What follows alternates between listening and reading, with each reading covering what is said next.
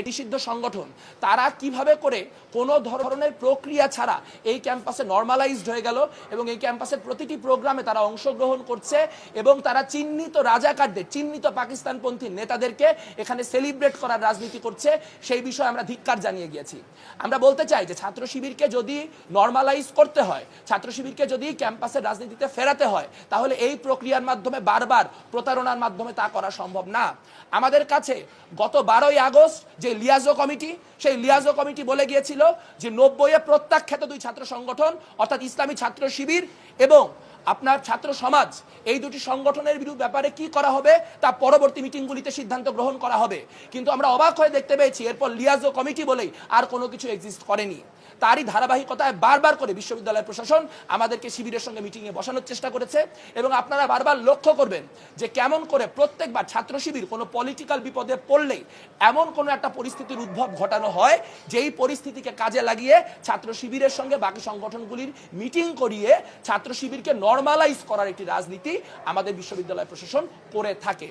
এবং এবার আমরা দেখতে পেলাম, আপনাদের কাছে মিডিয়ার ফুটেজ রয়েছে, আপনারা সাক্ষী, আমাদের বিশ্ববিদ্যালয়ে যিনি প্রক্টর তিনি প্রত্যক্ষভাবে টিএসসিতে দাঁড়িয়ে গত 36শে জুলাই অর্থাৎ 5ই আগস্ট বলেছিলেন যে যারা চিহ্নিত রাজাকারদের ছবি এখানে টাঙালো তাদেরকে ক্ষমা প্রার্থনা করতে হবে এবং তিনি বলেছিলেন যে তিনি তার জায়গা থেকে পরবর্তী 2 দিন এই প্রোগ্রাম করার ব্যাপারে নিষেধ জানিয়েছেন। কিন্তু তিনি নিষেধ করার পরও ইসলামী ছাত্র শিবির যদি এই প্রোগ্রাম করতে পারে তাহলে বুঝতে হবে ঢাকা বিশ্ববিদ্যালয়ের প্রক্টর সাইফুদ্দিন না, ঢাকা বিশ্ববিদ্যালয়ের প্রক্টর SM ফরহাদ। আমরা SM ফরহাদের প্রক্টরশিপে ঢাকা বিশ্ববিদ্যালয়ের করা অন্য কোনো মিটিংয়ে অংশগ্রহণ করব না। বারবার করে তারা একটা জিনিস নিশ্চিত করছেন, তারা বারবার করে বলছেন যে তারা গুপ্ত রাজনীতি করেন না, কিন্তু তাদের কাছে যখনই টক শোতে আলাপে যেখানে খুশি তাদেরকে জিজ্ঞেস করা হচ্ছে যে কেন তাহলে আপনারা আপনাদের যে তথাকথিত ভলেন্টিয়ার টিম বা ওই টিম, সেই টিমগুলিকে প্রকাশ্য করেন না, তারা তখন বলেন ছাত্র শিবির আপনাদের মত অনুযায়ী রাজনীতি করবে না। এটা এক ধরনের ধৃষ্টতা।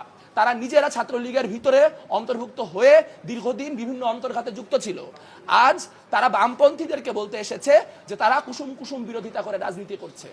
আপনারা ছাত্রলীগ আমলে SM ফরহাদ, সাদিক কায়েম তাদের ছবিও দেখেছেন, মেঘমল্লার বসু, মাহিন আহমেদ তাদের ছবিও দেখেছেন। আপনারা সেগুলি বিবেচক, আপনারা শেষ বিচারে সেগুলি যাচ করবেন। কিন্তু একটা কথা স্পষ্ট করে বলে রাখা দরকার যে কোনোভাবেই কোনো ধরনের গুপ্তবৃত্তির সঙ্গে যারা জড়িত তাদেরকে পলিটিক্যাল স্পেস দেওয়া যাবে না। কারণ তারা সাধারণ শিক্ষার্থী নামকে ব্যবহার করে যেরকম সাধারণ শিক্ষার্থীদের যে রাজনৈতিক এজেন্সি, সেই এজেন্সি নাই করে দিচ্ছেন, একইভাবে আমরা দেখতে পাচ্ছি তারা কোনো পলিটিক্যাল প্রবলেমে পড়লেই সাধারণ শিক্ষার্থীর নামে তাদের নিজস্ব মব লেলিয়ে দেওয়ার মধ্য দিয়ে বিশ্ববিদ্যালয় প্রশাসনকে নানা রকম কাজ করতে বাধ্য করছেন। আমরা একই সঙ্গে বলেছি যে হলের যে প্রসঙ্গ, সেই প্রসঙ্গে আসলে আবাসন সংকট যেটি, সেই আবাসন সংকট দূর করার জন্য কাজ করতে হবে।